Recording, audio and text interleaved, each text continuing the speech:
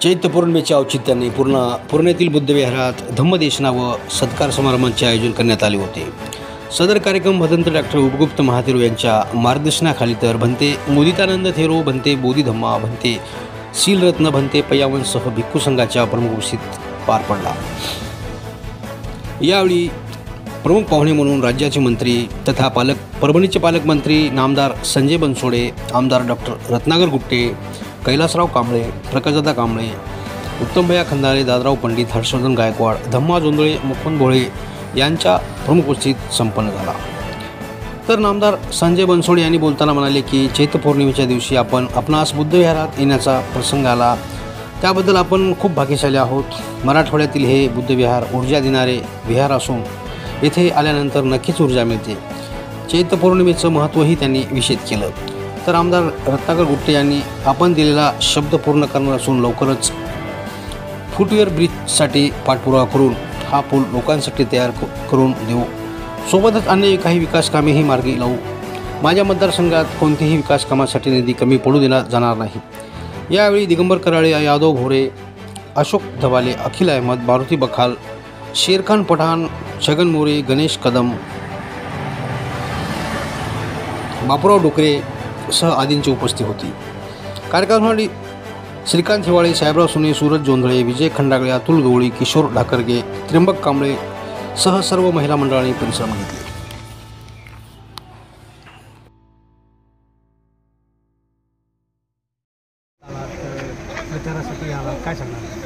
आज चैत्र पौर्णिमा आहे। मी या ठिकाणी धम्मदेशनाचा कार्यक्रम होणार होता आणि मी एक मोठा समाजाचा कार्यकर्ता विकासक म्हणून या ठिकाणी धम्मदेशना होता, या ठिकाणी आलो होतो।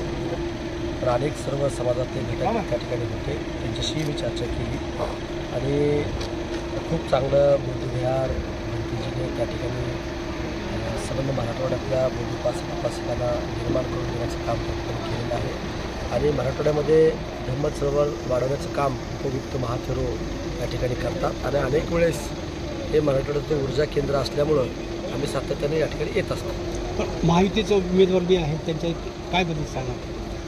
महायुतीचे उमेदवार माधवराव जानकर साहेब अतिशय विद्वान, उच्च शिक्षित आणि एक महाराष्ट्रातील आंबेडकरी चळवळीतले एक नेता म्हणून त्यांना ओळखलं जातं आणि परवा नरेंद्र मोदी साहेब त्यांच्या प्रचारार्थ सभेकरता आले होते आणि त्यांच्याबद्दल काय वाक्य वापरले आपण सगळ्या उभ्या परभणीकरांनी त्या ठिकाणी पाहिलेलं आहे आणि म्हणून मला विश्वास आहे की आपल्या चॅनलच्या मार्फत मी सर्व परभणी लोकसभा मतदारसंघातील जनतेला विनंती करतो की आपलं भाग्य आहे की अतिशय चांगला उमेदवार आपल्याला महायुतीने त्या ठिकाणी दिलेले आहे। ही संधी गमवू नका आणि जर निवडून आले तर केंद्रामध्ये ते मंत्री होतील आणि मंत्री झाल्यानंतर आपल्या परभणीचा जो विकास रखडलेला आहे, मोठे मोठे जे प्रोजेक्ट या ठिकाणी यायचे आहेत ते नक्कीच त्या ठिकाणी आणतील हा विश्वास मला या ठिकाणी आहे आणि आपल्याला जर तिसऱ्यांदा आपला भारत देश महासत्तेकडे त्या ठिकाणी चाललेला आहे, जर आपल्या देशाला महासत्ता बनवायचा असेल तर विकसित भारत करायचा असेल तर तिसऱ्यांदा पंतप्रधान नरेंद्र मोदी साहेबांना करण्याकरता आपण माधवराव जानकर साहेबांना प्रचंड बहुमताने विजयी करावं या प्रसंगी एवढं आव्हानही त्या ठिकाणी मी करतो। सर, जयंती मंडळावर खोटे गुन्हे दाखल करण्यात आले काय सांगा? मी आत्ता मला आदरणीय उपगुप्त महाथेरो भंतेजींनी त्या ठिकाणी मला काही गोष्टी सांगितल्या। मी SP-शी चर्चा करून जे खोटे गुन्हे दाखल झालेले आहेत ते खोटे गुन्हे मागे घेतले जातील। ते फुटवेअर ब्रिजचा एक विषय होता, खूप दिवसापासून चालू आहे। फुटवेअर ब्रिजचा विषय आहे, आंबेडकर पुतळ्याच्या अतिक्रमणाचा विषय आहे, त्याच्यानंतर MIDCचा विषय, अशा अनेक प्रश्न मला इथल्या स्थानिक नेत्यांनी त्या ठिकाणी सांगितले आहेत। ते सर्व प्रश्न मी आणि आमदार गुट्टे साहेब आचारसंहिता संपल्यानंतर मंत्रालयामध्ये त्या ठिकाणी बैठक घेऊन हे सर्व प्रश्न मार्गी त्या ठिकाणी आम्ही लावू। Okay, thank you.